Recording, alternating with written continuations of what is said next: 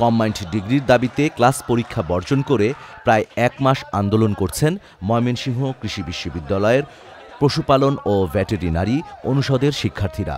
দীর্ঘদিনেও দাবি না মানায় বৃহস্পতিবার দুপুরে ২ অনুষদ, প্রশাসনিক ভবনসহ গুরুত্বপূর্ণ ভবনে তালা দিয়ে কমপ্লিট শাটডাউনের ঘোষণা দেন শিক্ষার্থীরা।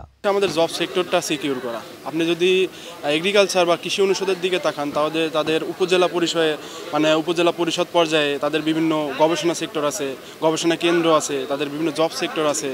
অনার্স করে বের হয়ে যাচ্ছে, তাদের ক্ষেত্রে জব সিকিউরিটি তারা দিতে পারছে, কিন্তু আমাদের এই অনুষদের ক্ষেত্রে আমরা জব সিকিউরিটিটা দিতে পারছি না। বাংলাদেশ সিভিল সার্ভিস কর্তৃক যে সার্কুলারগুলো দেয়, ওই সার্কুলারগুলো আমরা দেখলে বুঝা পাচ্ছি যে যারা কম্বাইন্ড ডিগ্রিধারী তারা সব জায়গায় আবেদন করতে পারতেছে, কিন্তু পৃথকভাবে ডিভিএম এবং অ্যানিম্যাল হাজবেন্ডারির ছাত্ররা সব জায়গায় আবেদন করতে পারতেছে না।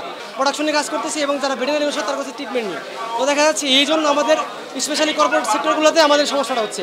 আর বিসিএস এর ক্ষেত্রে দেখা যাচ্ছে যারা কম্বাইন্ড ডিগ্রিধারী তারা দুইটার জন্য তারা অ্যাপ্লাই করতে পারে, তারা ট্রিটমেন্টের জন্য করতে পারে, তারা প্রোডাকশনের জন্য করতে পারে, যেটা আমরা অ্যানিম্যাল হাজবেন্ডারি এবং ভেটেরিনারি তারা পারতেছি না। আমরা হয়তো হয় প্রোডাকশন নাহলে ট্রিটমেন্ট।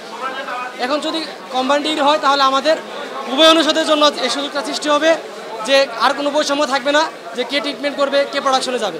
আমরা সবাই একযোগে একই সাথে প্রোডাকশন এবং ট্রিটমেন্টে কাজ করতে পারবো এবং দেশের বৃহৎ স্বার্থে আমরা একসাথে দেশের লাইফ সেক্টরকে উন্নত করতে পারবো। যতদিন না মিনিস্ট্রি একটা বিবৃতি দিচ্ছে বা মিনিস্ট্রির সাথে কোনো মিটিং হচ্ছে, ততদিন না কমিটি আমাদের একাডেমিক কাউন্সিলের ব্যাপারে বা পরবর্তী ব্যাপারে কোনো নিশ্চয়তা দিচ্ছেন না। আমাদের একাডেমিক কাউন্সিল কবে হবে, এই কারণে আমাদের আন্দোলনটা আরও গুরুতর করতেছি আমরা। আন্দোলনের কারণে যদি আরও লেন্দি হয় তাহলে আমাদের যে একাডেমিক সময়টা এটা আরও বৃদ্ধি পাবে।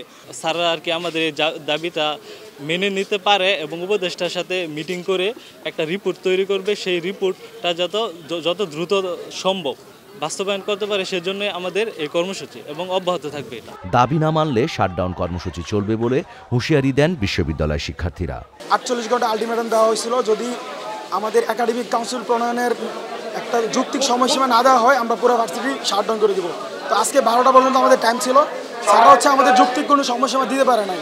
তারা বলতেছে উপদেষ্টার সাথে দেখা করবেন, তারপরে একটা আমাদের দেবেন, বাট আমরা 24 দিন ধরে অলরেডি মাঠে আছি, আমরা যৌক্তিক কোনো সময়সীমা পাচ্ছি না। এই জন্য আজকে আমাদের ভার্সিটিতে শাটডাউন কর্মসূচি ঘোষণা হবে, আমাদের যত গুরুত্বপূর্ণ জায়গা আছে সব বন্ধ করে দেওয়া হবে। বিশ্ববিদ্যালয় প্রশাসন বলছে এ বিষয়ে গঠিত কমিটির রিপোর্ট মন্ত্রণালয়ে পাঠানো হয়েছে। মন্ত্রণালয়ের সিদ্ধান্তের অপেক্ষায় আছেন তারা।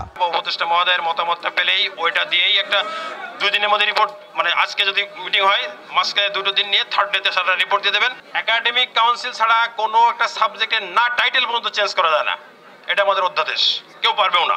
সুতরাং একটা ডিগ্রি অ্যাবলিশ করা, একটা ডিগ্রি মার্জ করা, নামকরণ চেঞ্জ করা, কোর্স কারিকুলাম করা, সে পর্যন্ত আমাদের যেতে হবে। দাবি মেনে দ্রুত ক্লাসে ফেরার ব্যবস্থা চান শিক্ষার্থীরা। Rajib Ahmed, channel I.